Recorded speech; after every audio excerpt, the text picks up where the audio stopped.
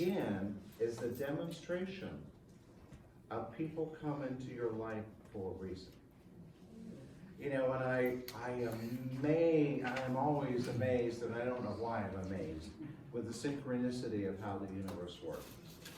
But Avery joined our board in September, I think, and there's someone you need to talk to. There's someone you need to talk to. And so we talked. And I knew right away that Martin was the one to bring a new insight to this whole thing about scarcity versus prosperity and our need to love ourselves no matter what. Martin? Thank you. Is this microphone working? I don't think it is. Not working. While we're waiting on that, would y'all turn the lights? I want you to see this picture. You know, my favorite quote. That's Mary Oliver. Mary Oliver died last year. She was quite a well-known poet. And one of my favorite quotes is, "So tell me, what do you want to do with your one wild and precious life?" Something like that. So I want to talk to you today a little about something called creating a life beyond your wildest imagination with no money. Y'all look like you're a little skeptical. What if your skepticism is exactly the same thing that's keeping you from creating that life behind that life beyond your wildest imagination? First slide.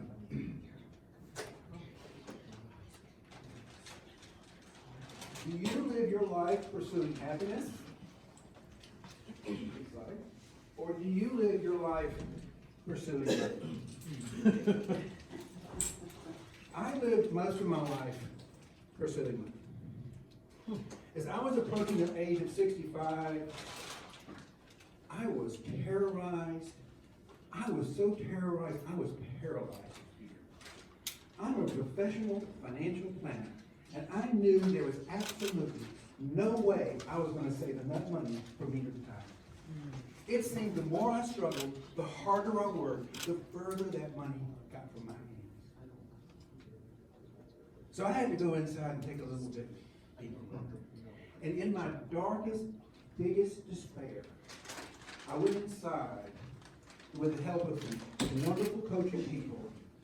I was able to actually turn from a fear-driven pursuit of money to a love-driven pursuit of happiness. And that's what I want to talk to you a little bit about today.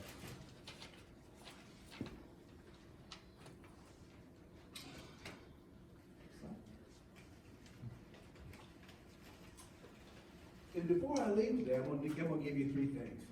I'm going to give you three tools or processes. Shadow work, turning your life into a sacred sanctuary, and your morning power. I'm going to give those to you today. And you can start immediately. You can start immediately creating a life beyond your wildest imagination.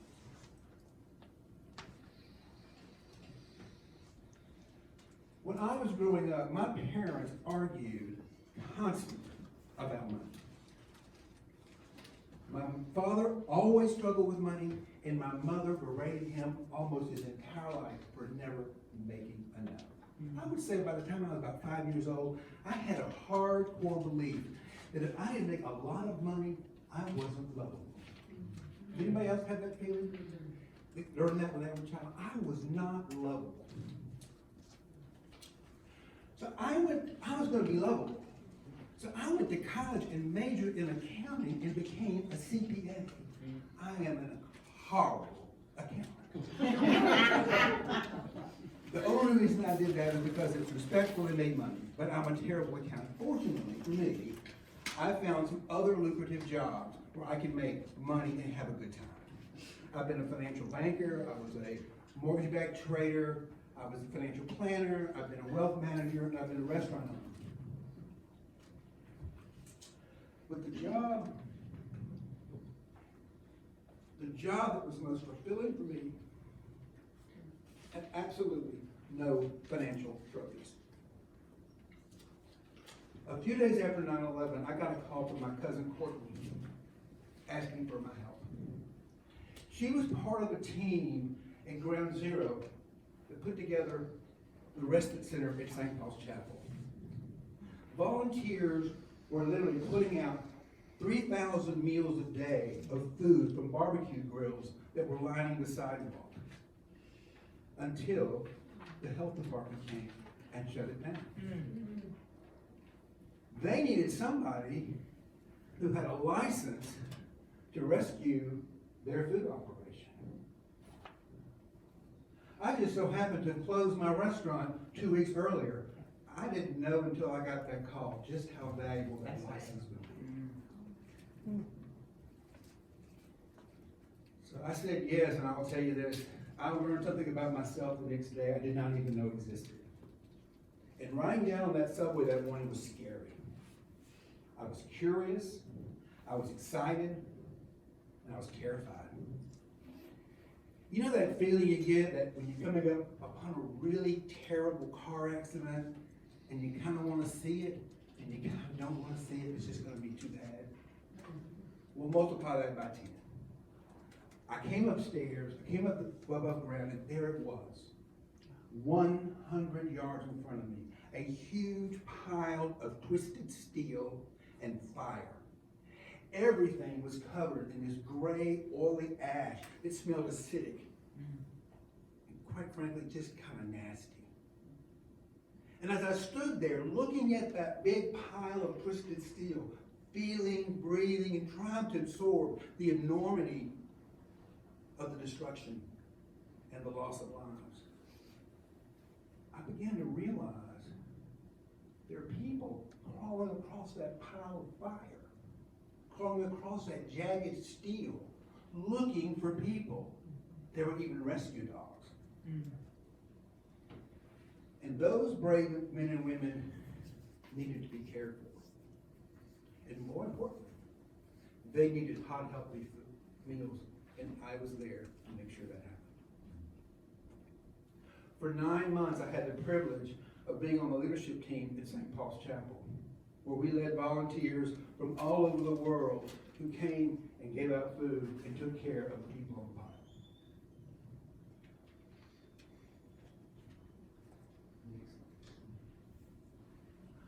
What I discovered is happiness is not about money, it's about service to others. My life was forever changed for those 9 months. Yet, as fulfilling as that was, I was pulled back to my old story, and I had to get a real job making some money again. So in 2016, so I went back to work. In 2016, I was a top producer in a Fortune 100 financial services firm with an office overlooking Park Avenue. You can actually see Jamie Dimon's office across the avenue from mine. I was on the 44th floor of a big office overlooking Park Avenue. My mother would have been so proud of me. I had made it. I was running with the big boys. Until it all came falling down. That was in 2016. Do you remember what else happened in 2016? Yeah, somebody got elected. There was somebody named Trump that was elected president. It terrified me because those people were the same bullies who used to beat me up when I was a little boy and call me a little sissy boy. And now they were running the country. I was terrified. And to make matters worse, most people in my office were right happy with this new president because he was going to be good for the markets. I was so terrified that my business began to fail. And I mean fail, it plummeted. And I became almost a walking, talking ball of fear. Nobody wanted to work with me. I didn't want to work with me.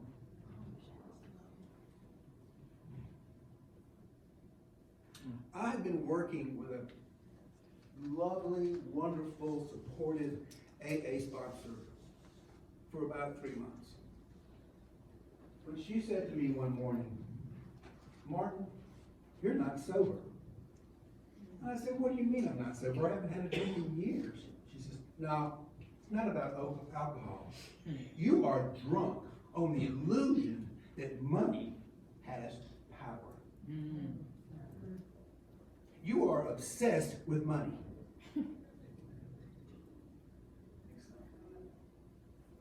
So many of you may not be aware of this if you're not familiar with AA. But AA is a lot more than alcohol recovery. It's actually a path to spiritual enlightenment. So we began to work on my obsession with money through those 12 steps.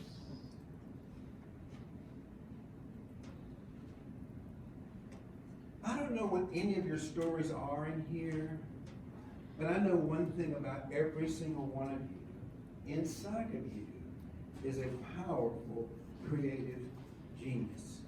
That same creative genius that's in Oprah Winfrey, it's in Beyonce, Lady Gaga, is in me and you. And the people in this room. My invitation to you right now is to stand up and find a partner. Stand up, stand up. All of you, stand up, this is participation, and find a partner. I promise you, you do not want to miss this exercise, it's a lot of fun. You're gonna feel good after you stand up. Now,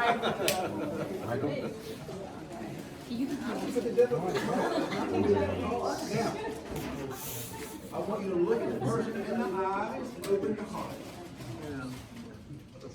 Don't look at me, look at them, open your heart. Look them in the eye and say, "Who are you?" Who are you? And now I want you to say, "Are you willing to let me see the creative genius in you?" And just hold it for a few minutes. Hold it past being awkwardness. For any of you, you will let your mask down. Let me see the creative genius in you. Now I'm going to ask you this, without words, I want you just to look and listen. No words. Just look and see the essence, the creative genius, the beauty of the life in the person looking into your eyes.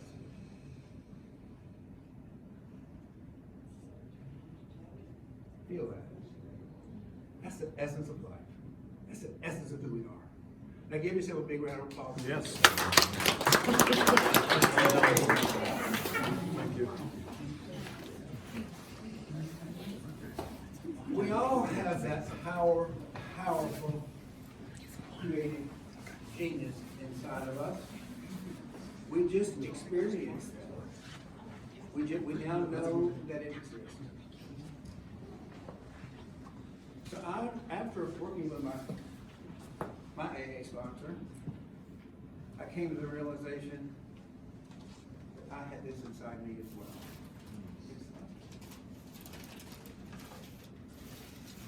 The only thing that can keep you disconnected from that powerful creative genius in you is a shadow story you make up about yourself. I'm unworthy. I'm unlovable. I'm unlovable by my mother unless I make a lot of money. They're all lies. They're all lies. And then the only thing you can see it that can keep us or disconnect us from our authentic self. Because when I stepped into, through meditation and through my work, when I finally tapped into that creative genius in me, I realized I am part of something so magnificent, so beautiful, so lovely, so nurturing, that all my little narcissistic concerns evaporate. And I fell into it and realized that I am the divine creative genius we're talking about. It is huge. And we're all connected into it.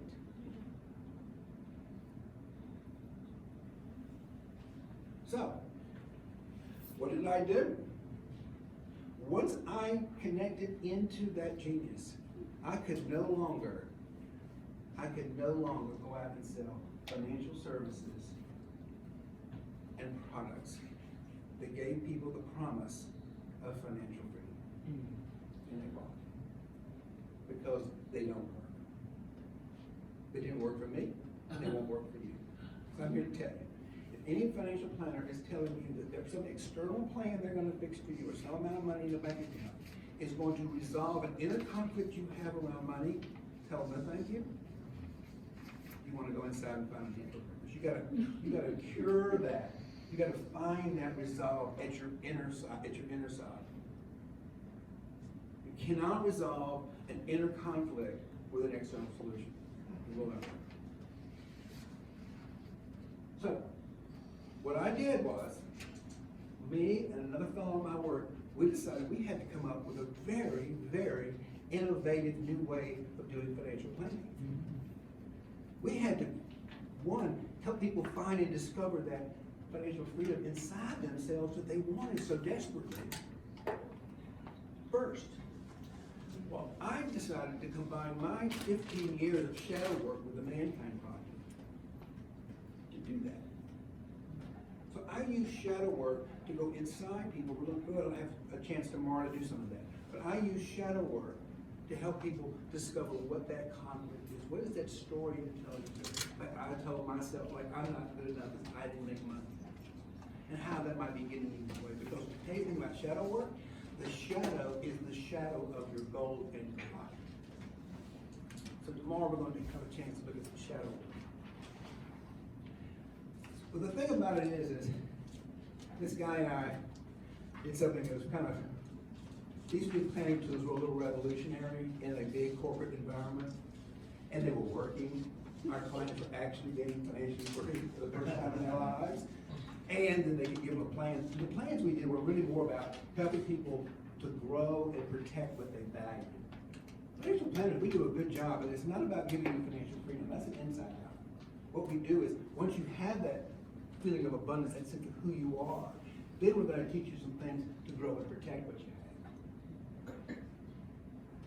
The only problem with this out here, the only problem is what we created was so untraditional that the compliance department, it was just too too far ahead of its time for a big corporation in compliance issues. I had to leave. So last year, about this time, actually last March, I went out on my own and created Financial Heart Space. I was excited, I was scared, and I was broke. You know, I said that the name of my speech was create a life beyond your wildest imagination with no money.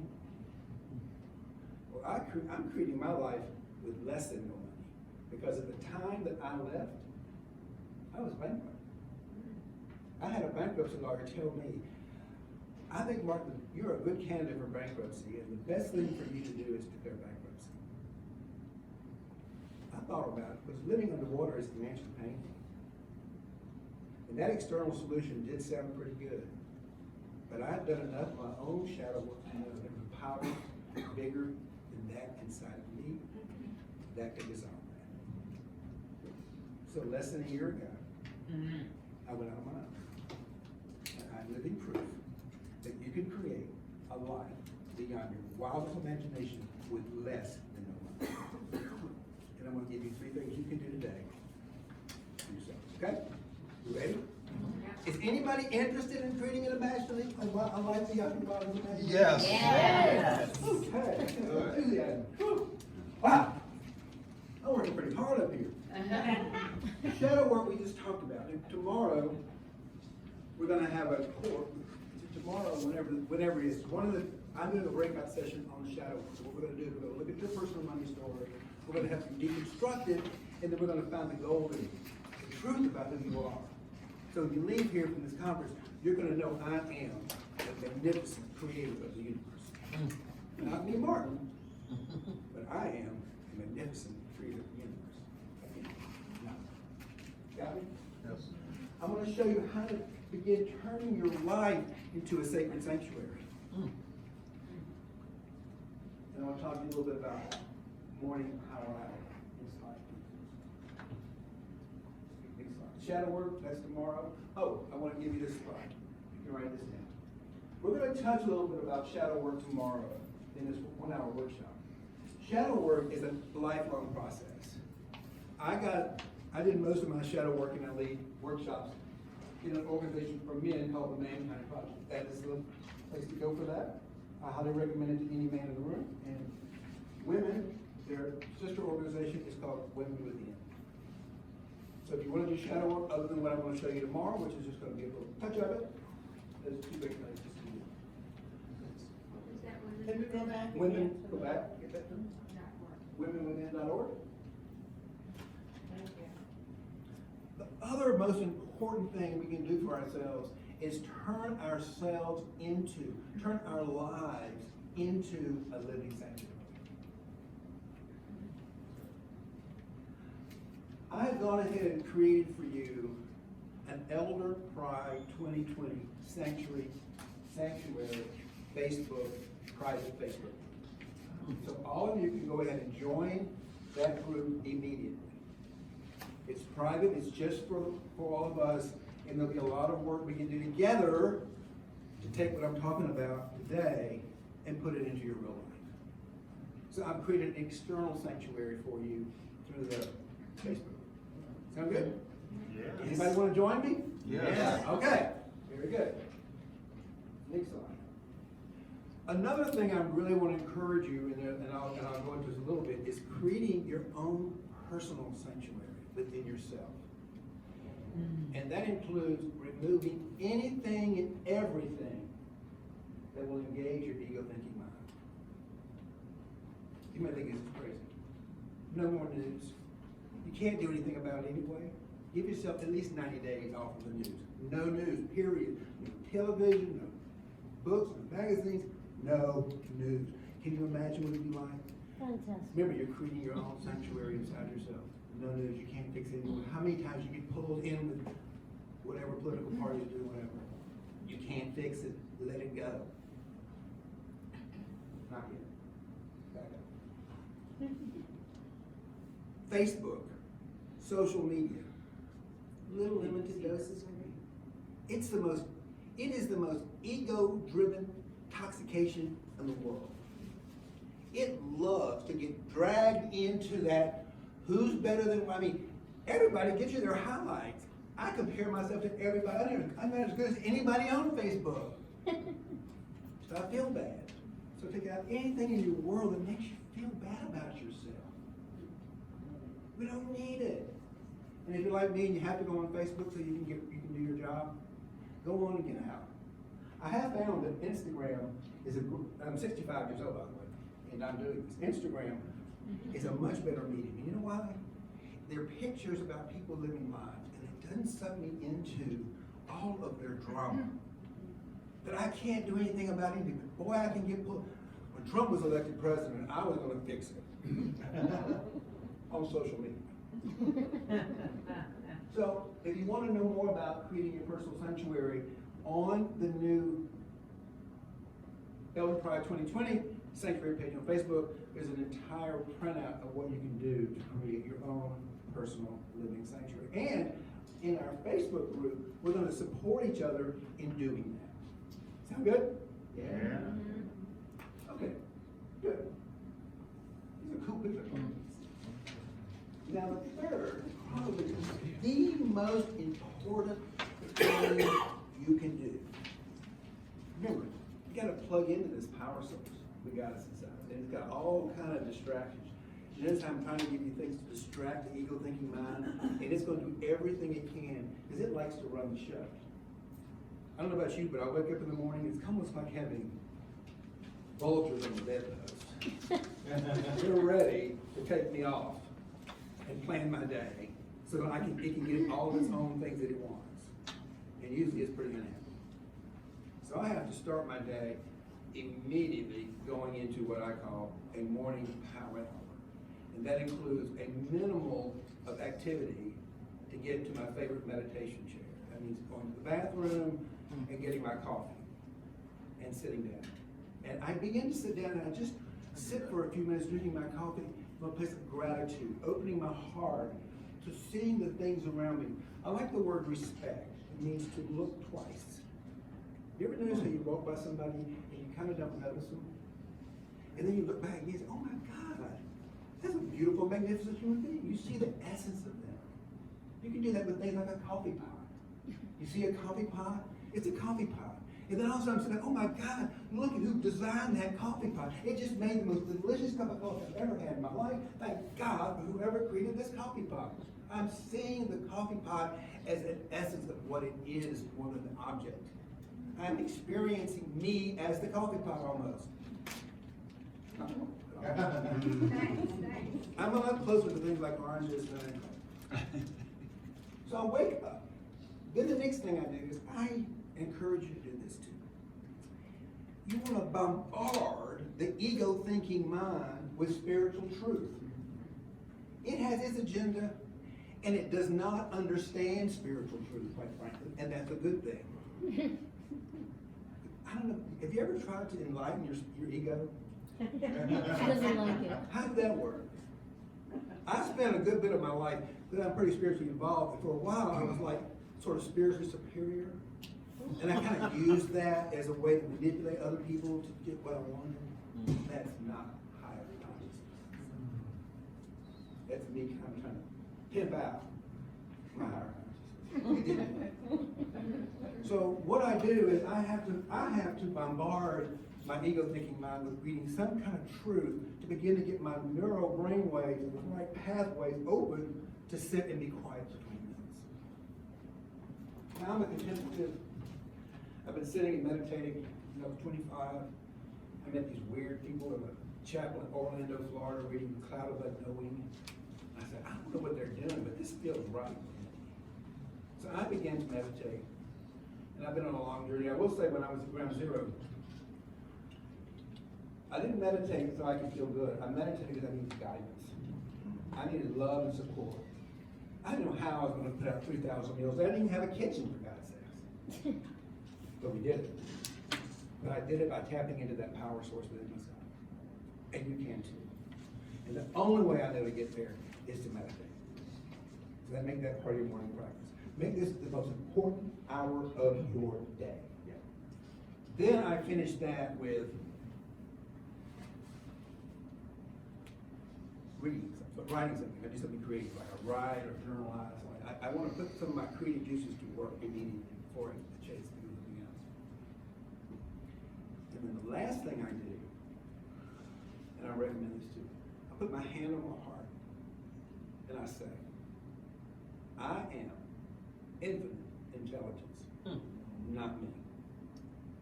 I am a powerful, creative genius, not me.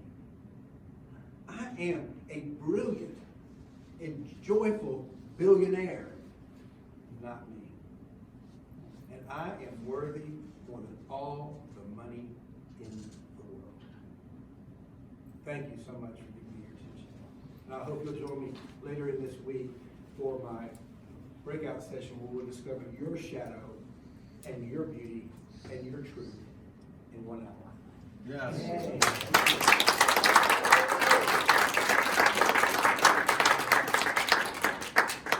I'm going to invite you to have everyone stand up and put your hand over your heart. Both hands on your arm. But I have a microphone. To do that. Both hands on your arm. Now repeat with me. I am infinite intelligence. I am infinite intelligence. Not me. You don't want to confuse the mind. Not me. Not me. I am a brilliant, creative genius. Not me. I am a brilliant, creative genius. Not me. I am the most loved creator of the universe. I am the most loved creator of the universe. Not me. We don't want to give that ego thinking mind any idea we're talking about that. So we say, no. We come to that wonderful part of scripture